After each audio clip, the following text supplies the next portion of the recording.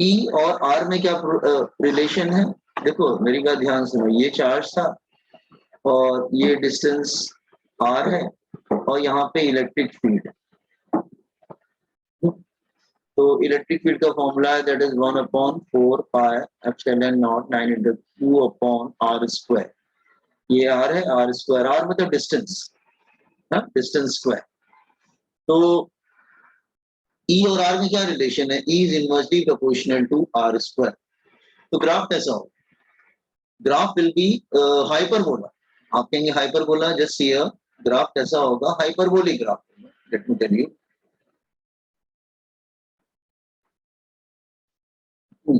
अगर सपोज कर लो ये डिस्टेंस फ्रॉम द चार्ज लेते हैं और ये इलेक्ट्रिक फील्ड लेते हैं, तो ये हाइपरबोला है, inversely proportional to R square है, तो इट्स अ हाइपरबोला। और ग्राफ कैसे होगा? It's like this way, like this. तो हाइपरबोलिक ग्राफ है। देखिए व्हाट आई एम सेइंग? अच्छा, now copy down this graph. Graph copy कर लो। E is inversely proportional to r square. If r increases, r मतलब distance from charge। r क्या है? Distance from charge. तो distance और फ्रॉम चार्ज और electric field में क्या रिलेशन है? Electric field is inversely proportional to R square point charge, R square. तो आर बढ़ेगा तो ई क्या होगा? कम होगा, तो इसको हाइपरबोला बोल।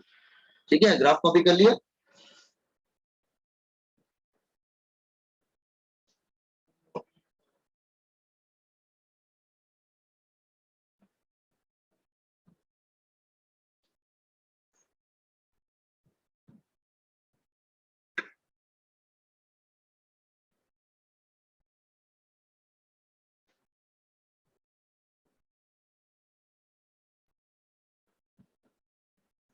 Done, graph done.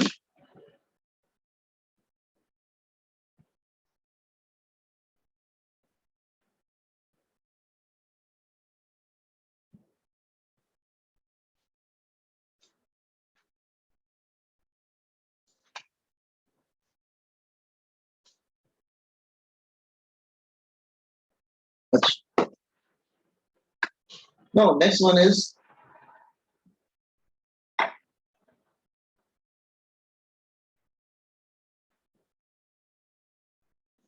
electric lines of forces। Electric lines of forces।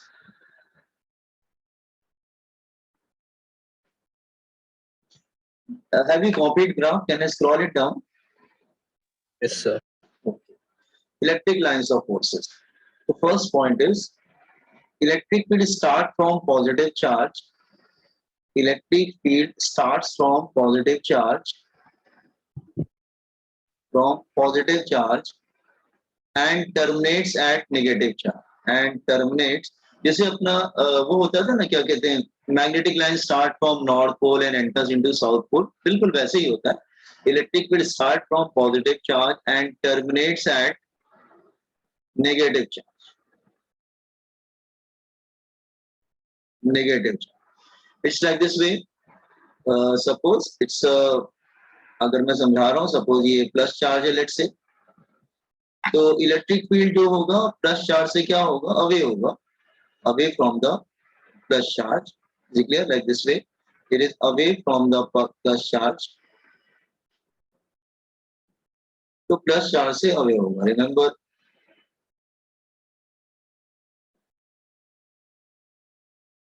क्यों प्लस चार्ज से अवे क्यों? आपको लास्ट लेक्चर मैंने टेस्ट चार्ज बताया था ना, तो अगर तुम कोई टेस्ट चार्ज यहाँ पे रखोगे प्लस क्यू नॉट, अगर कोई टेस्ट चार्ज यहाँ पे रखोगे तो ये इसको क्या करेगा? रिपेल करेगा ना, एकदम से रिपेल करेगा इधर की तरफ। तो जो डायरेक्शन फोर्स का होता है that is the direction of electric field. तो जिस डायरेक्शन में वो रिपेल करेगा उसी डायरेक्शन में इलेक्ट्रिक फील्ड का डायरेक्शन होता है।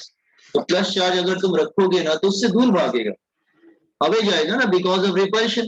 टेस्ट चार्ज मैंने बताया था लास्ट लेक्चर में, टेस्ट चार्ज बहुत ही स्मॉल होता है, छोटा होता है, उसको टेस्ट पर्पस के लिए यूज किया जाता है। तो जैसे ही तुम रखोगे उसको रिपेल करेगा।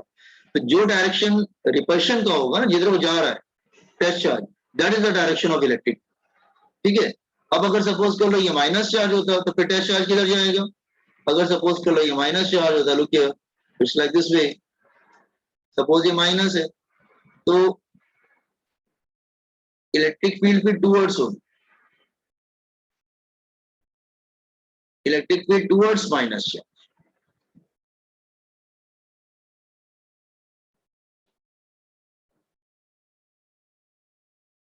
आप कहेंगे वाई? क्योंकि अगर ये मैं टेस्ट चार्ज यहाँ पे रखूंगा ना, I will put here test, suppose मैं यहाँ पे टेस्ट चार्ज रख रहा हूँ प्लस क्यू नॉट, तो टेस्ट चार्ज को ये क्या करेगा? अपनी तरफ अट्रैक्ट करेगा, और जिधर वो अट्रैक्ट करेगा that is the direction of electric. तो अगर टेस्ट चार्ज अवे जाएगा तो इलेक्ट्रिक फील्ड का डायरेक्शन अवे होता है। टेस्ट चार्ज अगर माइनस चार्ज के टूवर्ड जाएगा तो प्लस माइनस अट्रैक्ट करेंगे, तो फिर क्या होगा? उसका डायरेक्शन टूवर्ड्स हो जाएगा। तो electric field away from positive charge and terminates at negative charge. हाँ, और अगर प्लस माइनस दोनों होंगे तो डायग्राम कैसा होगा आपको मालूम है? सपोज अगर मैं इधर प्लस चार्ज ले लूं और दोनों प्लस ले लूं, तो what will happen? They will repel each other naturally. वो दोनों एक दूसरे को क्या करेंगे? रिपेल करेंगे। They will repel each other, are you getting? They will repel each other like this way. Clear? They will repel each other, वो एक दूसरे को रिपेल करेंगे। तो दो अगर प्लस चार्ज होते हैं ना, तो ध्यान देना जो नल पॉइंट होता है ना, उनके बीच में नल पॉइंट आता है।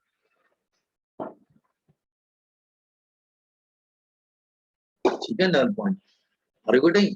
तो इन दोनों के इलेक्ट्रिक, अगर एक प्लस होगा एक माइनस होगा, देन अगर सपोज कर लो एक प्लस है और एक माइनस है तो क्या होगा? They will attract each other, तो वो दोनों एक दूसरे को अट्रैक्ट करेंगे। तो इलेक्ट्रिक फील्ड कैसा? Start from positive charge and terminates at negative charge like this way.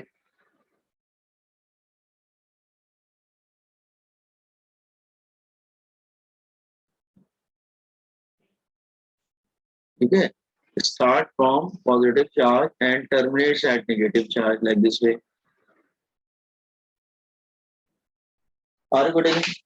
So याद रखना, लाइक चार्जेस होते हैं तो रिपेल करते हैं, अनलाइक चार्जेस होंगे तो वो अट्रैक्ट करेंगे। तो इलेक्ट्रिक फील्ड पॉजिटिव चार्ज से स्टार्ट होती है और नेगेटिव चार्ज में टर्मिनेट होती है। तो फर्स्ट डायग्राम आपको नहीं सही, इलेक्ट्रिक फील्ड स्टार्ट तो होगी, जा कहाँ रही है? इंफिनिटी पे जा रही है। इसका जो पेयर है ना वो इंफिनिटी पे रहता है। अगर प्लस यहाँ पे प्रेजेंट है, सपोज कर लो फर्स्ट डायग्राम में देखो, अगर प्लस यहाँ पे प्रेजेंट है तो अगर लाइंस निकल रही तो जा कहाँ रही है? इंफिनिटी पे जा रही। सेकंड डायग्राम में लाइंस आ कहाँ से रही?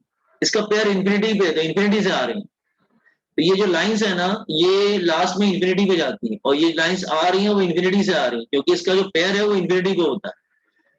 Are you getting? Got it? Isolated charge exist नहीं करता है। अगर कोई चार्ज यहाँ प्रेजेंट है तो दूसरा उसका इंफिनिटी पे होगा, दूसरा पेयर उसका। Clear what I am saying? तो कॉम्पिटेंस डायग्राम छोटे छोटे जल्दी जल्दी बना लो, आगे बढ़ते हैं।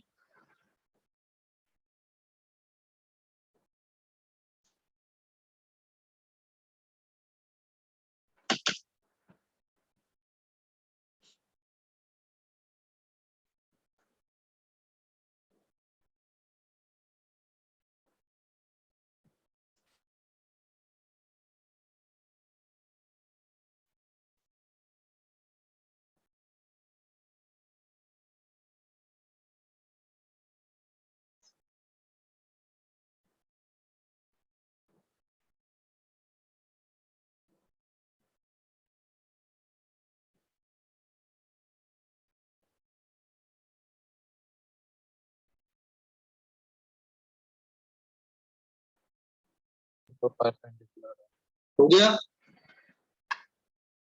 Yes, sir. Okay, one more thing, आप कहेंगे सर आपने वो उधर का तो बताया कि प्लस चार्ज, अगर प्लस चार्ज इधर है तो नल पॉइंट बीच में कहीं पर आता है। नल पॉइंट मतलब जहां पे net electric field zero, electric field zero. लेकिन अगर एक प्लस और माइनस होता तो मैं समझा रहा हूँ। अगर सपोज कर लो एक बड़ा चार्ज है, लेट्स से 8 कूलम,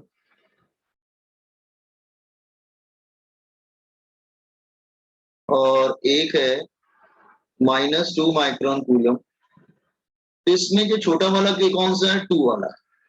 तो नल पॉइंट उधर आता है जैसे छोटा मैग्नीट्यूड का चार्ज होता है ना, उसके बियॉन्ड आता है नल पॉइंट। यहाँ पे नल पॉइंट आएगा, मतलब नेट फील्ड या नेट फोर्स जीरो रहेगा, हमेशा ध्यान रखना।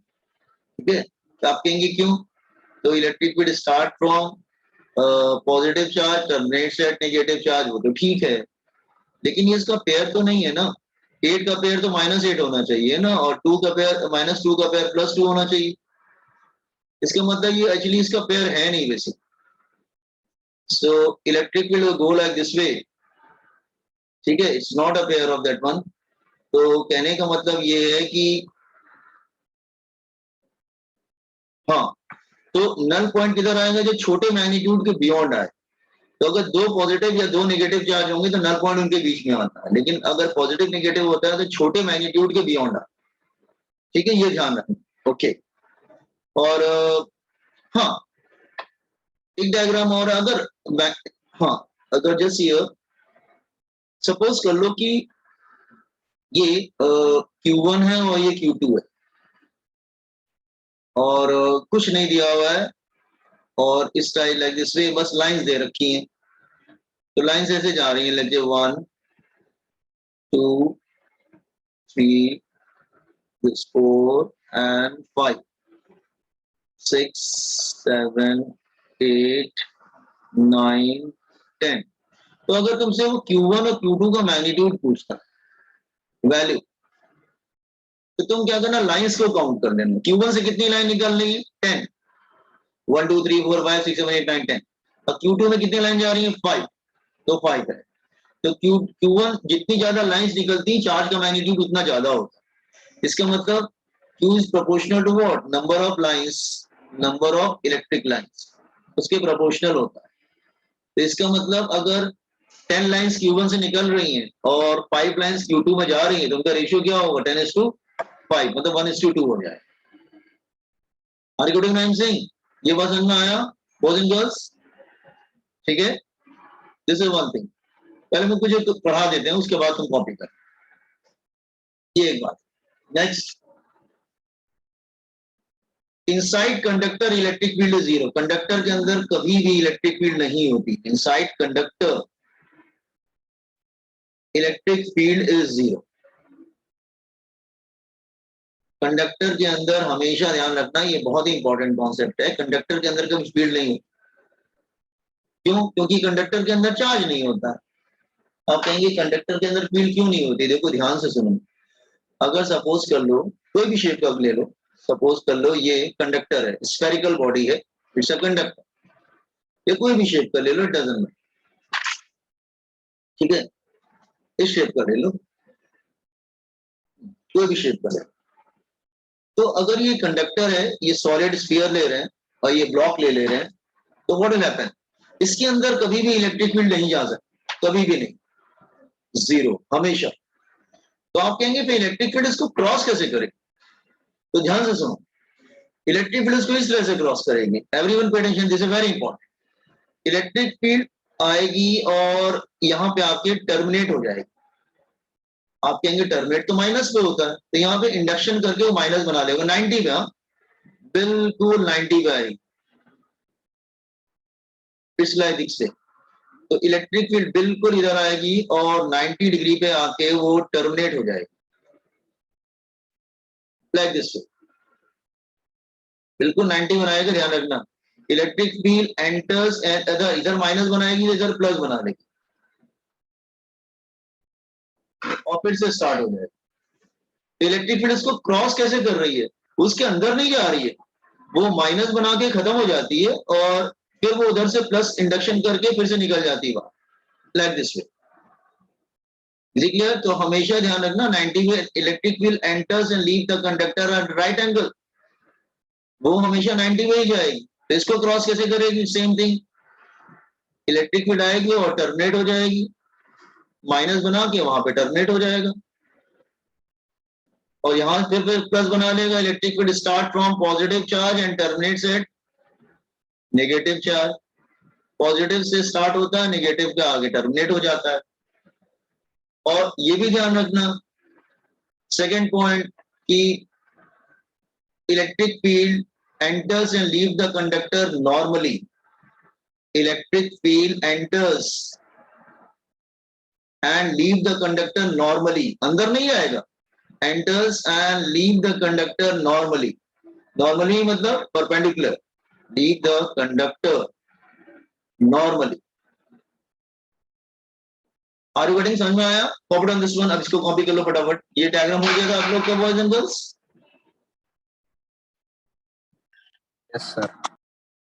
अच्छा अच्छा, एक बात और लिख लो, जैसे आपने 10 में पढ़ा होगा, tangent drawn at any point give the direction of magnetic field, यहाँ पे भी ऐसे ही but tangent drawn at any point give the direction of electric field. Tangent drawn at any point give the direction of electric field. Tangent drawn at any point give the direction of electric field. तो लिख लेना यहाँ पर tangent drawn at any point, tangent drawn at any point on field line, tangent drawn at any point on field line gives direction of electric field at that point. Electric field at that. जैसे magnetic lines आपस में cut नहीं करती थी, जैसे यहाँ पे भी रहता है, no electric field lines cut each other, no electric field lines cuts each other, electric field lines cuts each other, intersects, वो इंटरसेक्ट्स नहीं करती। Are you getting? Copy on this one.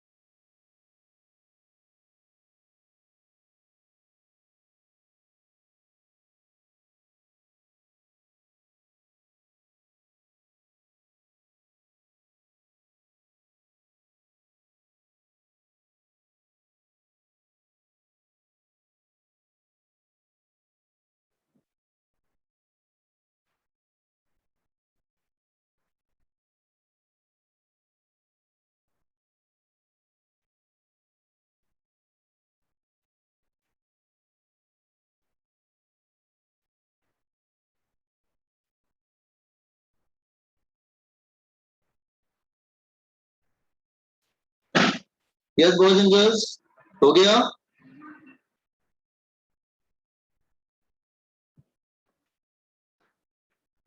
Rahul attendance ले लेना। Yes, sir. अच्छा ठीक है, मैं scroll करूं क्या? हाँ sir. हाँ do. Tangent drawn at any point give the direction of electric field। याद रखना, अगर एक प्लस चार्ज है एक माइनस चार्ज है तो नेट नल पॉइंट मतलब नेट फोर्स या नेट फील्ड जीरो किधर आता है? यहाँ पे छोटे चार्ज के बियॉन्ड आता है, ये ध्यान।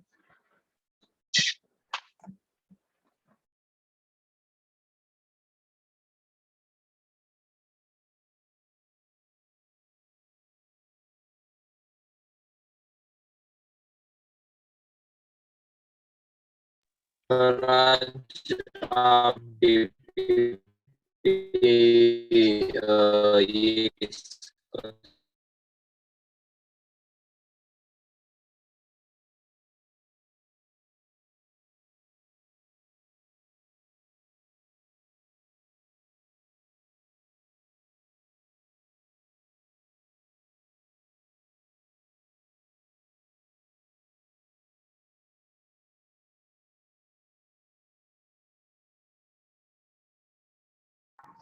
Done, sir.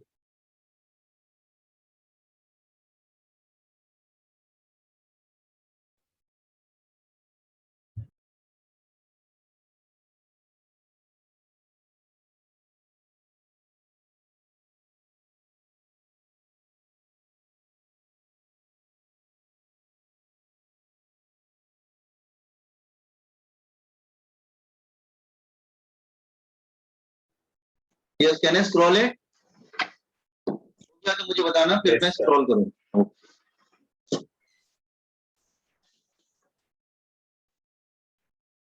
सर इसके बाद डीपीपी भी डिस्कस करेंगे क्या? चलेगा. सर वो Q1 Q2 का जो डायग्राम है उसमें वो 2:1 होना चाहिए ना ratio. Oh thank you very much. अच्छा हाँ, एक काम करो, 2 ऊपर लिख लो, 1 नीचे लिख लो.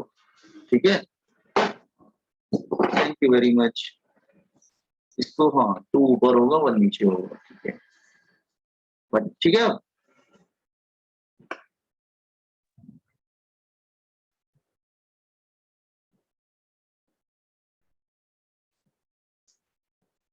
हाँ डीपीपी डिस्कस कर लेते हैं आज. ठीक है,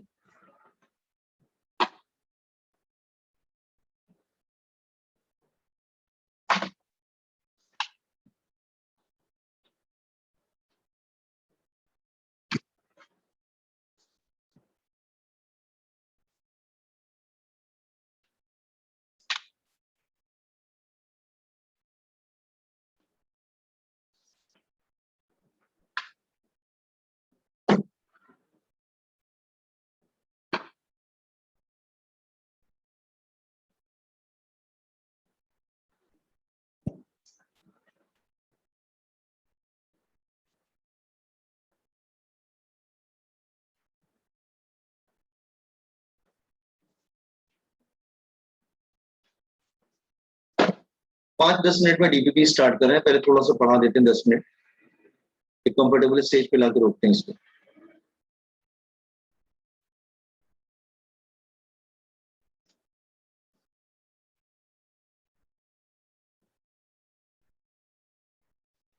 और इलेक्ट्रिक फील्ड हमेशा 90 पे ही जाएगा, 90 से एग्जिट करेगा, 90 डिग्री.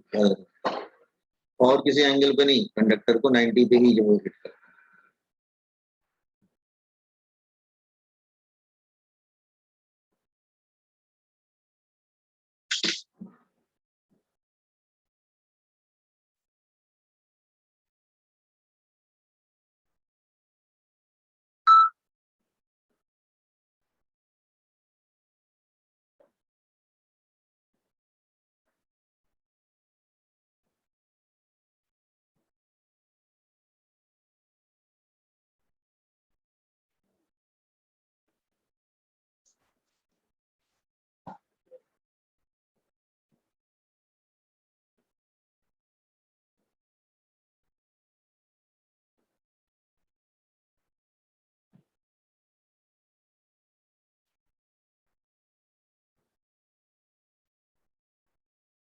हो गया बॉयज एंड गर्ल्स?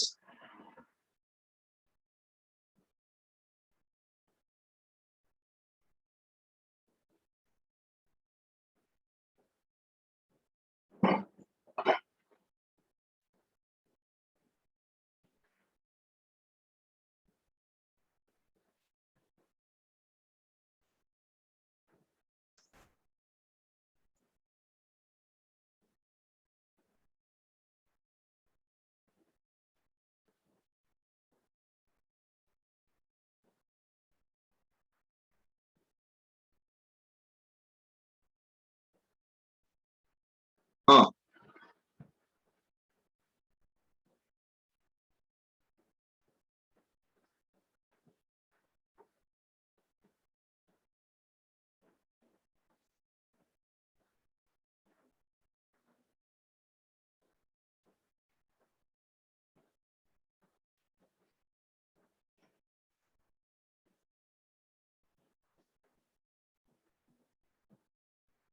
तो boys and girls done. Okay, go see here.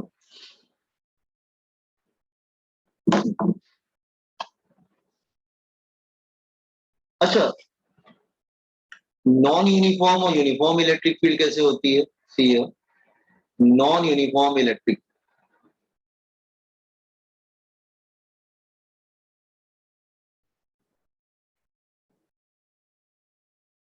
और एक होती है यूनिफॉर्म इलेक्ट्रिक,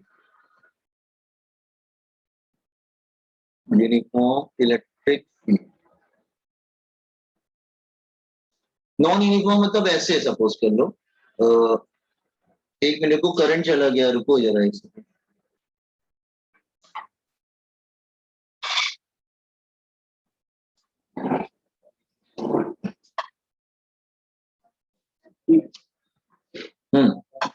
नॉन यूनिफॉर्म इस तरह से होती है, लुकिए this is non uniform.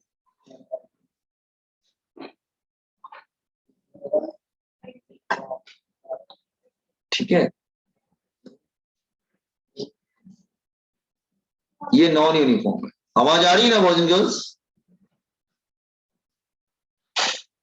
Hello, Yes, sir. हाँ, यह अगर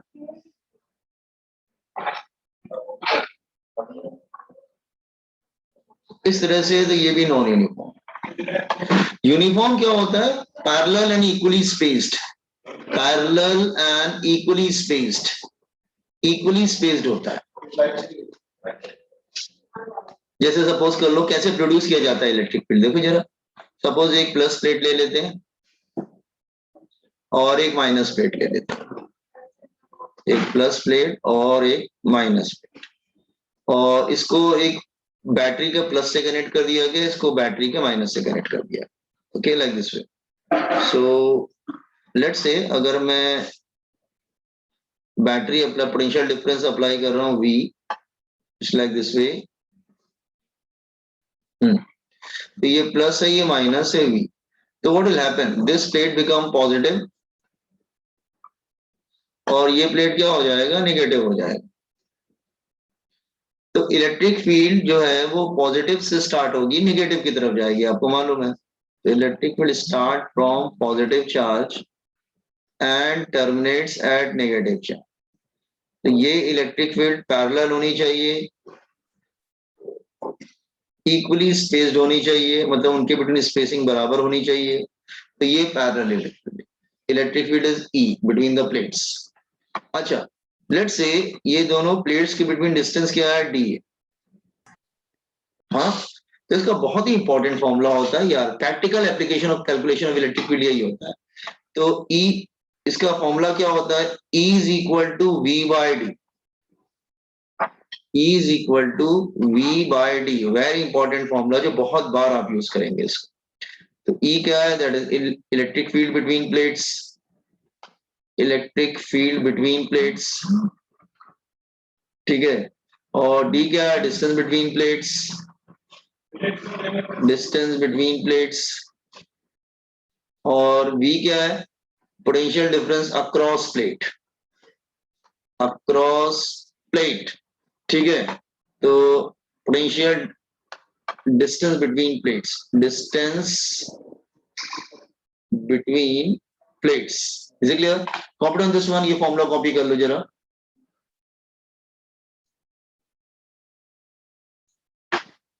फॉर्मूला बहुत ही इंपॉर्टेंट है, लर्न कर लेना। E is equal to V by D.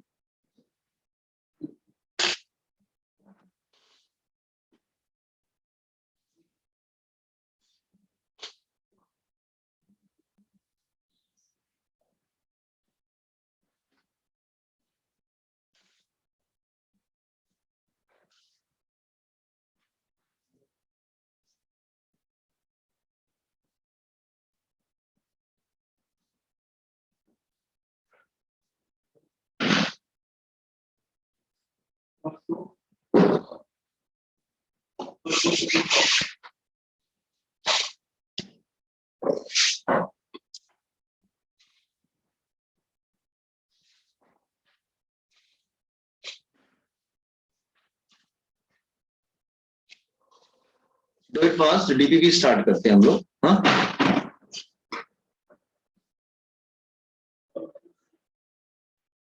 कौन सी डीपीपी पहले डिस्कस करेंगे, सर्कुलर मोशन वाली कि रोटेशनल मोशन वाली? The rotation. अच्छा, सो मैं स्क्रीन चेंज करूं बॉयज एंड गर्ल्स?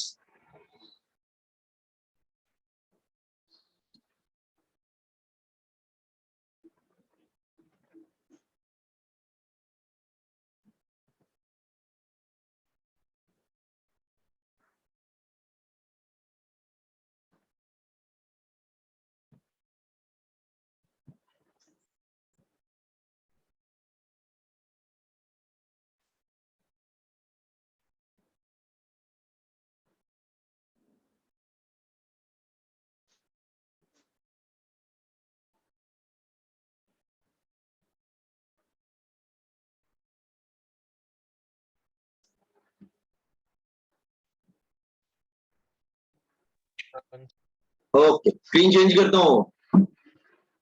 ओके, पहले हम लोग rotational dynamic chapter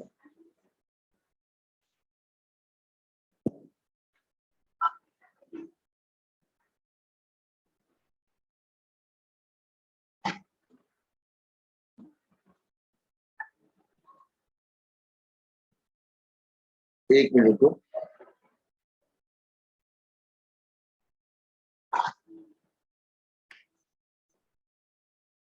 test DPP rotation.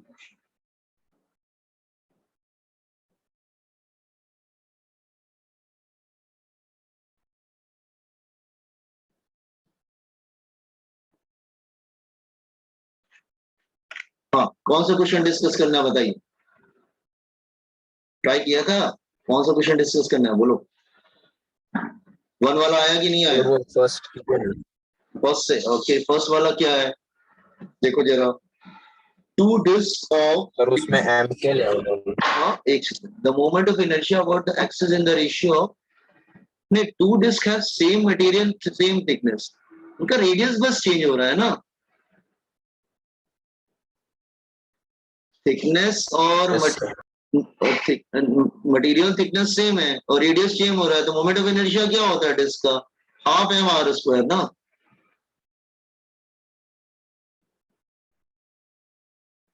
मैं इधर करता हूं, I is equal to half M R square. याद है डिस्क का फॉर्मूला? ये डिस्क होता था तो उसका मोमेंट ऑफ इनर्शिया जो था that is half M R square. लेकिन एक बात बताओ बेटा, अगर मटेरियल सेम होगा और रेडियस अलग अलग लूं मैं, तो क्या मास सेम आएगा क्या? अगर मटेरियल सेम ले रहा हूं लेकिन रेडियस अलग लूंगा तो मास सेम आएगा? मास सेम नहीं आएगा, नहीं बिल्कुल नहीं आएगा मास सेम। तो देखो मास, इसका मतलब मास क्या होता है बेटा? Volume into density, volume into density. Volume क्या होता है? वॉल्यूम ऑफ डिस्क क्या होगा? वॉल्यूम ऑफ डिस्क क्या होगा? अगर टी थिकनेस ले लो बेटा, एच थिकनेस ले लो, तो volume disc is just like a cylinder, cylinder जैसे ही तो होता है। Disc is just like a cylinder, cylinder का वॉल्यूम क्या होता है? Pi are square H. क्या होता है? Pi are square H.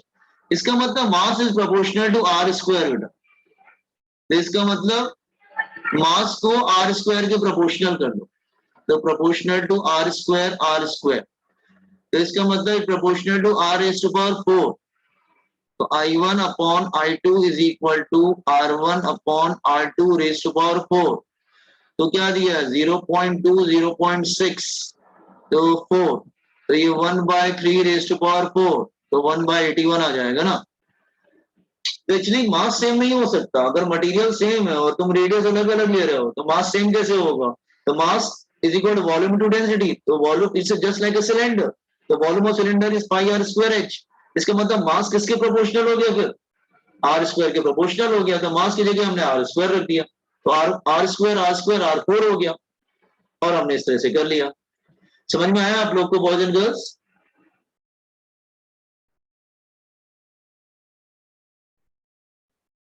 Yes sir.